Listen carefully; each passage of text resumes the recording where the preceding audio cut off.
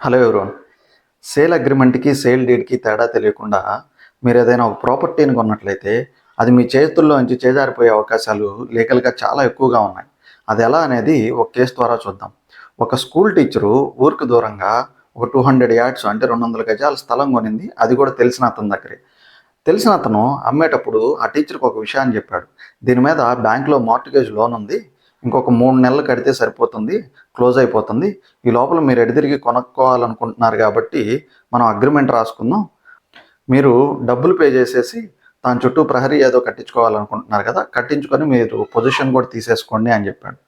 ఆమె కూడా తెలిసిన వ్యక్తే కదా! అంతా బాగానే ఉన్నాయని చెప్పేసి ఒక 20,00,000 డబ్బులు కట్టి ఇద్దరూ కలిసి మ్యూచువల్ కన్సెంట్ మీద ఒక అగ్రిమెంట్‌ని రాసుకున్నారు. టీచర్ కూడా చుట్టూరు ప్రహరీ కట్టించుకొని ఆ ల్యాండ్ యొక్క పొజిషన్ తీసుకుంది. ఆ తర్వాత అమ్మిన వ్యక్తి ఈ ల్యాండ్ మీద మార్టిగేజ్ లోన్ ఉంది కదా, బ్యాంక్కి డబ్బులు కట్టడం ఆపేశాడు. దానివల్ల బ్యాంక్ వాళ్ళు ఆ ప్రాపర్టీని నాన్ ప్రాఫిటబుల్ అసెట్ కింద కన్సిడర్ చేశారు. తర్వాత సర్ఫేసీ యాక్ట్ కింద దాన్ని జప్తు చేసి వేలం వేద్దాం అనుకున్నారు. ఈ విషయం ఈమెకి చాలా లేటుగా తెలిసింది.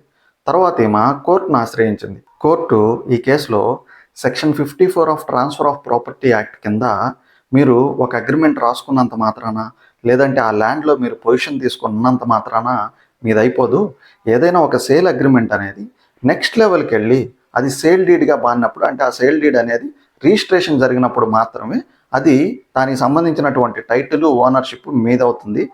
అలాగే మీరిద్దరూ మ్యూచువల్గా ఒక అగ్రిమెంట్ చేసుకున్నారంటే దాని అర్థం ఇండియన్ కాంట్రాక్ట్ యాక్ట్లో సెక్షన్ 10 ద్వారా మ్యూచువల్ కన్సెంట్ కింద మీరు ఫ్యూచర్లో దాన్ని ఎగ్జిక్యూట్ చేయబోతున్నారని, అంతేగాని దానికి సంబంధించినటువంటి ఓనర్షిప్ కానీ టైటిల్ కానీ మీకు వచ్చేవి కావు అని చెప్పి కోర్టు చెప్తుంది.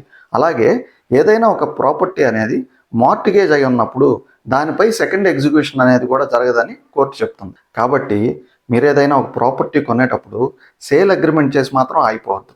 దాన్ని ముందుకు తీసుకెళ్ళి సేల్ డీడ్గా రిజిస్ట్రేషన్ చేసుకొని లీగల్గా ఎటువంటి ఇబ్బందులు ఫేస్ చేయకుండా ఉండండి.